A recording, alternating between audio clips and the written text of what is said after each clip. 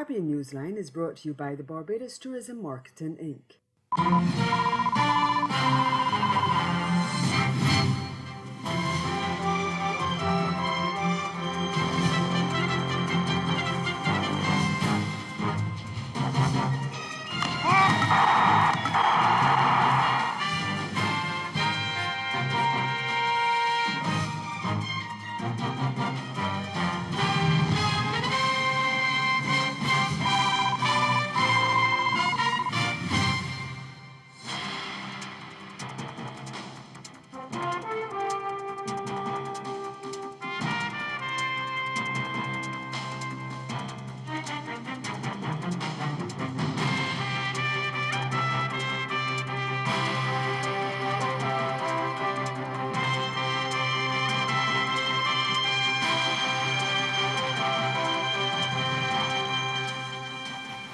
Leave or be forced to leave. That's the warning today from Bahamian Prime Minister Hubert Minnis to undocumented migrants who survived Hurricane Dorian.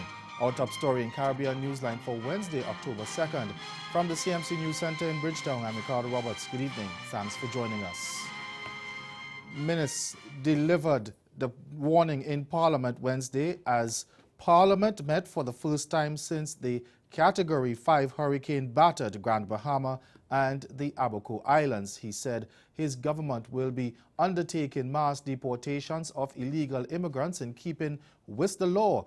Minnis said when he met with representatives of the International Organization for Migration, he made it clear that the Bahamas is a country of laws and its laws regarding illegal immigrants will be carried out, but it will be done in a humane manner. Minnis also announced that he has directed Attorney General Carl Bessel to forcibly acquire the land on which multiple shantytowns in Abaco lands were built. Before the hurricane, Haitians were the main occupants of the shantytowns. The human rights group Rights Bahamas has branded the government's position as savage, cold-hearted and illegal. Rights Bahamas also condemned what they say is a sudden about-face from the government's earlier declaration that it will not target undocumented migrants victims from the storm. Earlier this week, Immigration Minister Ellswood Johnson said the shelters would not be used to circumvent the law, and Attorney General Carl Bessel said migrants who have lost their jobs as a result of the hurricane need to go home even if their work permits have not yet expired. Rights Bahamas says it is a shameful attempt at political posturing aimed at currying favor with xenophobic elements of the populace. Rights Bahamas says it has alerted international human rights groups to the government's plan to expel migrants affected by the hurricane. However, despite the criticism, Immigration Minister Ellsworth Johnson says no one will be a burden on the state, and some Bahamians agree. According to these Bahamians, although they may be stricken with tragedy, no one is above the law. There are laws in the Bahamas, and if that's the law, it'll have to be carried out. We have shown quite a bit of compassion towards the Haitian community, but as I said, the law is the law. It's a sad situation considering the fact that a lot of these people are suffering regardless of where they're from. But then on the flip side of it, the law is the law. I just hope that in applying the law, we would show some level of compassion. And with this change in tone from the immigration minister, former Minister of State for Immigration Brandon McCartney says the government needs to take a firm stance on the matter so that people know they mean business when it comes to enforcing immigration laws. I think the government needs to get a strategy together. This is an opportunity to get rid of those shanty towns. And if now the government is saying that they're going to start repatriating, good, but do it. But former Parliamentary Secretary for the Bahamas Department of Immigration, Cleo Hamilton, believes government should let calmer heads prevail. We are hurting each other, and this is not the time. When everything is settled and things happen, then we can decide how we're going to go about things. But right now, we as a people, because so much of us are interlinked, we need to try see if we can calm down a little bit before we make decisions that will hurt us in the long run. In other news, this Wednesday, Jamaicans may soon vote in a referendum on the island's buggery laws. This is among recommendations by a parliamentary committee following a review of the Sexual Offences Act, which was presented to Parliament on Tuesday. More in this TVJ News report. The Joint Select Committee had some 19 meetings reviewing the Sexual Offences Act, the Offences Against the Persons Act, the Domestic Violence Act, and the Child Care and Protection Act. In opening the parliamentary debate on the matter, Justice Minister Delroy Chuck highlighted some of the recommendations made. It was posited that forced anal penetration should be made a criminal offence akin to vaginal penetration with a commensurate penalty.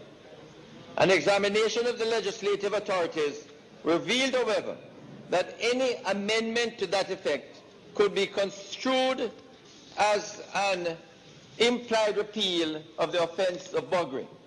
It was, however, determined that the committee did not have the power to recommend that amendment. Mr. Chuck reiterated that such consideration will have to be considered by Parliament after Jamaicans vote on the issue. This government has given its commitment to invoking a referendum on the matter. However, I'm urging my colleagues in this House to carefully consider the issue and make their recommendations. Mr. Speaker, this also applies to abortion, because if we touch buggery or abortion, it will affect the saving laws clause in the Constitution. So Parliament must make its recommendation whether we want to remove the saving laws clause as it appears in the Constitution. The committee also recommended that it should be a criminal offense for someone to willfully or recklessly infect a partner with any sexually transmittable disease. Of note, however, Mr. Chuck says the National Family Planning Board has objected to this suggestion. There are strong arguments is that to really deal with HIV, it should not be criminalized, even if it was willfully and intentionally passed on. As it relates to making rape charges applicable between married persons, the committee recommended that conditions stipulated in Section 5 of the Sexual Offences Act that determine rape should first be removed, making rape simply non-consensual sex. They suggested that it should be made mandatory that sex offenders who have relocated to Jamaica register in the local sex offenders registry, adding that failure to do so will be a crime punishable by imprisonment. You're watching Caribbean Newsline. Still to come, Guyana Elections Commission extends the claims and objections period ahead of the elections. Stay with us. More news after this.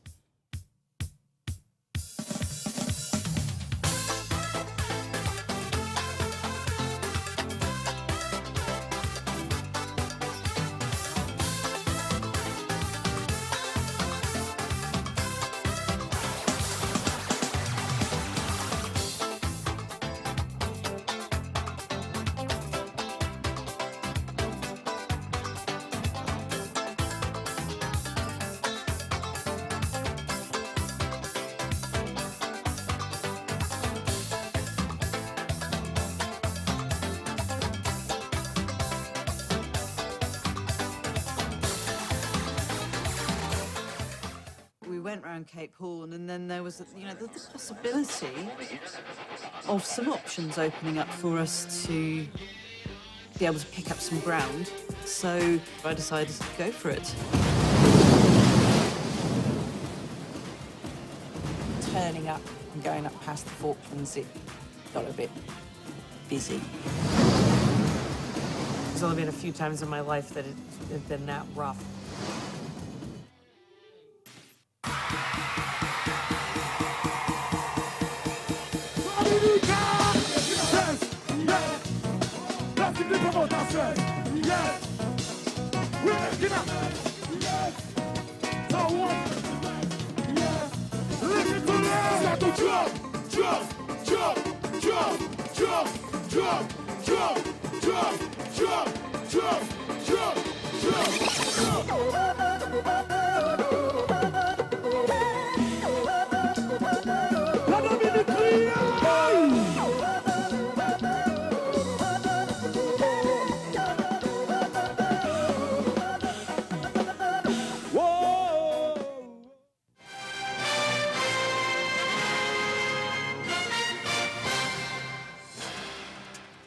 Former Dallas police officer Amber Geiger has been sentenced to 10 years in prison for fatally shooting St. Lucian-born Botham Jean in his Dallas apartment.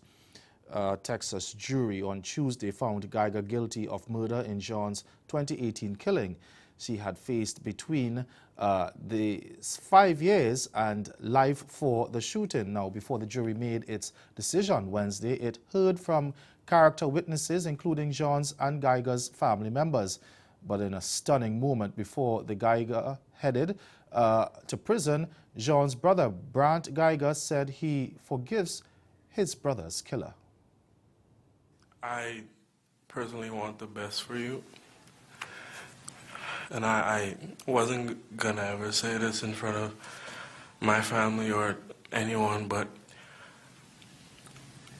I don't even want you to go to jail. I want the best for you.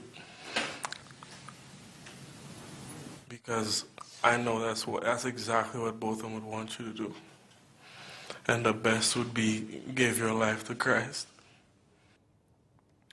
Trinidad and Tobago's Prime Minister Dr. Keith Rowley refuses to budge from his position not to bring impeachment proceedings against Chief Justice Ivor Archie. Rowley says if the Law Association of Trinidad and Tobago goes ahead with its plans to file a judicial review of his decision, it will cost taxpayers millions of dollars. In fact, he says the Law Association has made the matter into a political one. We get more in this TTT News report. Prime Minister Dr. Keith Rowley clearly stated his views about the Law Association's threat to sue him over his refusal to invoke Section 137 against Chief Justice Ivor Archie. This matter involving the Law Association and the way they've been conducting their business here, I have no hesitation in saying that this matter has lost any public interest, purity, and it's a political matter. In July, the Prime Minister received legal advice from Queen's Counsel Howard Stevens, who found there was no reasonable possibility that the complaints could lead to the removal of the Chief Justice. The Prime Minister said he still stands by the legal opinion given to him. I remain cloaked in the authority of the Constitution that the decision to invoke a tribunal is a decision to be made by the Prime Minister. I trust that the people of Trinidad and Tobago who are being asked to pay the legal bills would view my action as reasonable, even if you don't agree with it. The Prime Minister said the action by LAT will not hurt him, but lamented it will cost the taxpayers. This lawsuit of suing the Prime Minister and Rowley being sued not costing me 1 cent. It is costing you, the taxpayer. It is you, the taxpayer, who will now be having to pay the millions of dollars in legal fees to carry on this political charade. Last Friday, the Law Association voted to go ahead with the judicial review proceedings against the Prime Minister, challenging his refusal to invoke Section 137. It's been alleged that Chief Justice Ivor Archie attempted to persuade judges to change their state-provided security in favor of a private company, while the CJ has also been accused of attempting to fast-track Housing Development Corporation applications. The Guyana Elections Commission has extended the current claims and objections period ahead of the next elections by 7 days. GCOM says it will now last for 42 days instead of the 35, which was agreed to at a meeting on September 24. Now, following Tuesday's talks, government-nominated Commissioner Vincent Alexander said at the time of the decision last week, the Commission believed that elections would be held at the end of February. Last Thursday, President David Granger named a March 2 polling day. We get more in this report from HGP Nightly News. The Guyana Elections Commission GCOM chair has moved to withdraw a decision made whereby it was announced that during the claims and objections exercise, which commenced on Tuesday, every person whose name appear on a preliminary list of electors, the PLE, must visit the registration office in their respective area with their national identification card to verify their registration record in order to be included in the official list of electors, the OLE. Last week, Opposition Commissioner GCOM Says Gunraj immediately objected to the decision, saying he is in total disagreement with the fact that persons have to visit GCOM offices. As this is the most egregious breaches of all, this imposition ought not to be countenanced, because you do not require an identification card to go and vote. According to the Chief Justice's ruling, there is no residency requirement. So the question to be asked is, where did this requirement that they are now seeking to impose, from whence did it get its rise? Where is its grounding? Opposition Commissioner GCOM Robeson Ben called the move skullduggery at work. The new decision will now mean that the Commission will scrap plans to set up temporary offices and mobile sites countrywide. Nevertheless, the claims and objections exercise will be conducted at all GCOM registration offices countrywide, and initially GCOM had stated that the exercise will conclude on November 18, 2019. There are some 646,625 persons on the National Register of Registrants, of which those eligible persons will be extracted and placed on the official list of electors. Barbados continues to explore opportunities in renewable energy, and regional manufacturers explore trade opportunities in Europe. Marie-Claire Williams has the details in this week's Newsline Business. The Inter-American Development Bank says it will continue to invest in renewable energy projects in Barbados. The commitment came on Wednesday at a renewable energy conference in Bridgetown. The IDB country representative said the bank has already approved 2 investment loans for promoting renewable energy and retrofitting of public buildings, and more such investments are on the way. 2 weeks ago, I went to the board of the IDB, where it was approved a $45 million program for the second phase of the Sustainable Energy Investment Program, the SMART Fund, which is, by the way, and that's part of our mandate, co-financed by the European Union, because we try very hard to bring other partners to the table and leverage our capacity to mobilize even more resources. This phase of the program will not only replenish the funds for the private sector and small medium enterprises, but also to develop green projects, and I think that's a very key highlight, also intends to install at least 11 megawatts of distributed generation in public buildings and invest in efficient and smart technology.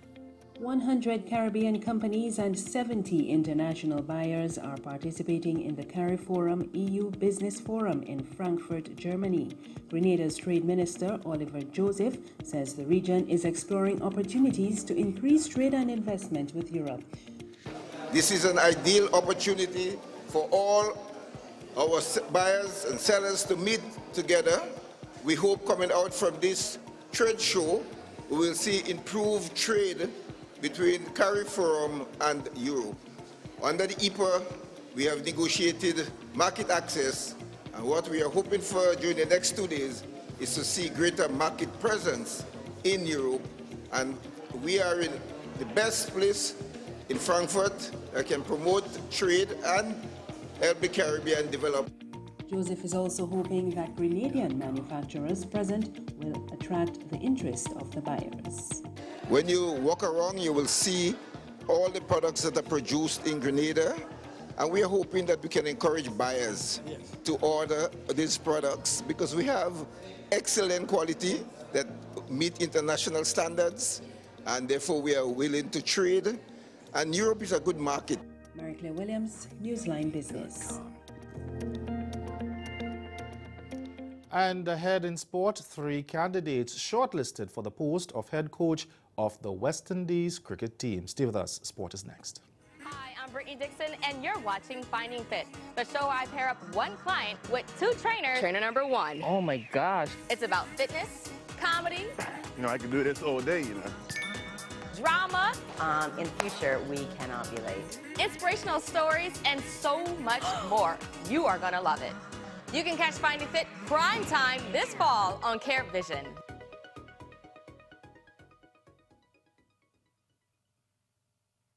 So this was fried a little bit, guys. So now it's time to add our chicken.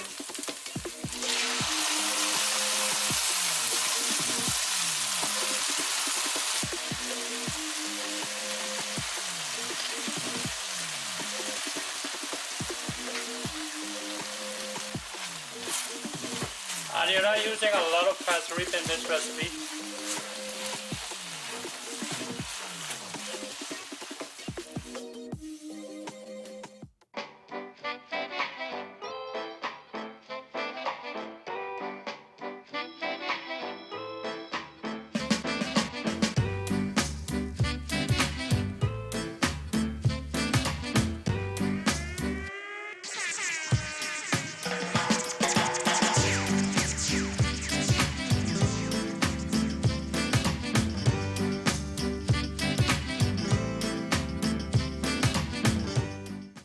So to a bowl, I'm gonna add in some broccoli, and if you don't like broccoli, you can use cauliflower. I'm going in with some fine thyme. If you had rosemary, you can use that. Some chopped mushrooms. Next, you're going to take your stuffing and you're going to place it inside of the cavity. I have already sliced the chicken breast.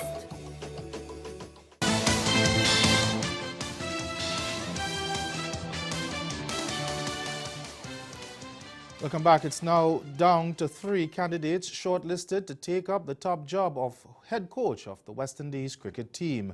In a release on Wednesday, Cricket West Indies named former head coach Phil Simmons, interim head coach Floyd Reefer, and cricket legend Desmond Haynes as the trio who will enter the final stage of the recruitment process. The final interview is expected to be completed on October 11. CWI said the 3 were chosen among 6 candidates who participated in individual interviews where they discussed critical areas in relation to cricket, including experience, technical knowledge, performance planning, and also CWI's core values of passion, accountability, respect, integrity, and team excellence. Simmons, who was abruptly axed in September 2016 by the then Dave Cameron administration just days before the start of a series against Pakistan in the United Arab Emirates for what CWI said were differences in culture and strategic approach. The Trinidadian hinted at a possible return after the World Cup. Meanwhile, interim coach Reefer was appointed immediately after Ricky Skerritt and Dr. Kishore Swallow took office. He led the Windies into the ICC Cricket World Cup and the home series against India. And Desmond Haynes, who in the past served as a batting consultant, had publicly stated his desire to return into the Windies coaching setup and had received the backing of iconic former Windies skipper Clive Lloyd. Now commenting on the final list of names, Skerritt said he is pleased to see such high-quality West Indian talent and experience and believes that any one of the 3 finalists would be an excellent choice as head coach. On to athletics, it wasn't a good day for Caribbean athletes at the IAAF World Championships in Doha, Qatar. Jamaican Omar McLeod was disqualified in the 110 hurdles after a fall in the finals on Wednesday. Grant Holloway of the United States won the event. He finished in a time of 13.10 seconds ahead of Sergei Shubenkov, who took silver in 13.15, and Frenchman Pascal Lagarde, who claimed the bronze in 13.18 seconds. Barbadian Shane Braffett clocked 6th spot, clocking 13.16 seconds. Meanwhile, Tanya Gaither of the Bahamas finished 8th in 22.90 seconds in the women's 200-meter finals. Great Britain's Dina Asher-Smith won that race. She set a new national record of 21.88 seconds. Brittany Brown of the United States ran her personal best of 22.22 to claim silver.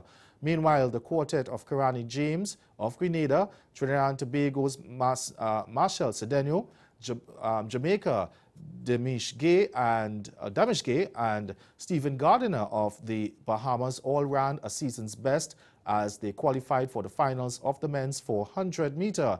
Running in Heat 2, Gardiner stopped the clock at 44.13 seconds ahead of the former champion James, who strolled in at 44.23. Gay came in third in 44.66 seconds. Now, Cedeno also romped to the victory in Heat 3, clocking 44.41 seconds, while Jamaican Akeem Bloomfield, who will lead the starting lineup in Friday's final, finished third in 44.77 seconds. And staying with athletics, newly crowned long jump world champion Tajay Gale is being hailed for his success at the World Championships. Now, Gale grabbed global attention following his record-breaking jump. TVJ's Trishana McGowan spoke with an elated Naloni Linton after the historic finish in Doha. At only 23 years old, world champion Tajay Gale created history on Saturday when he won Jamaica's first ever men's long jump gold medal at a major championship. Since his historic accomplishment, the world has been asking who Tajay Gale is, and who better to enlighten us than his biggest supporter, his mother Naloni Linton. Gale attended Hope Valley Experimental School, then Papine High School, before making his way to the University of Technology through the guidance of his high school coach, Shaniki Osborne.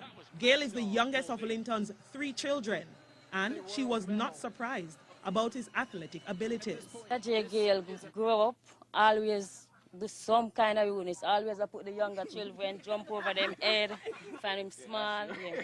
That's how Tajay, always I do some rudeness. That's how Tajay is. For a lot of people who we have, success is possible provided you have the right attitude and the right mindset towards following instructions and stop worrying about the lifestyle which a lot of their contemporaries focus on. Gale on Friday during the preliminaries was the last qualifier into the final. But Linton and her family, while watching, had no doubt Gale would have been on the podium. And that's the sports. Stay with us. We'll be right back. Caribbean Newsline is brought to you by the Barbados Tourism Marketing Inc.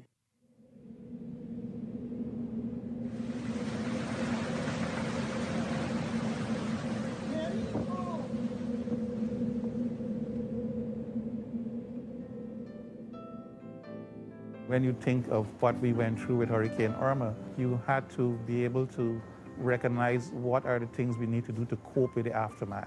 The psychological trauma, to me, is probably the most telling on a lot of people. Preparedness is the key. So when people are prepared, when people have what their resources in terms of how they can cope with the disaster, they're better able to be able to return to their normal life. They're better able to make decisions that are informed for themselves and for their family, and then for their community. Be ready. Look, listen, and link.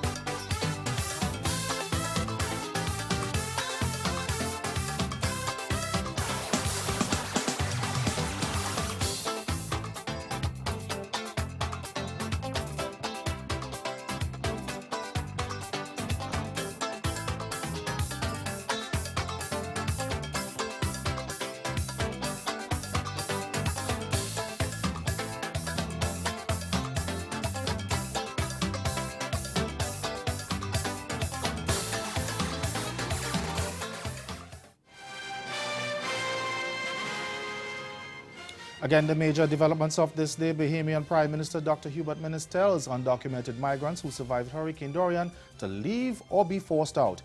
And in sports, 3 candidates shortlisted for the post of head coach of the West Indies cricket team. As Caribbean Newsline for news on sports round the clock, log on to CanadaNews.com. We'll be back here again tomorrow, but from all of us at CMC News, thank you for watching. Have yourselves a good night.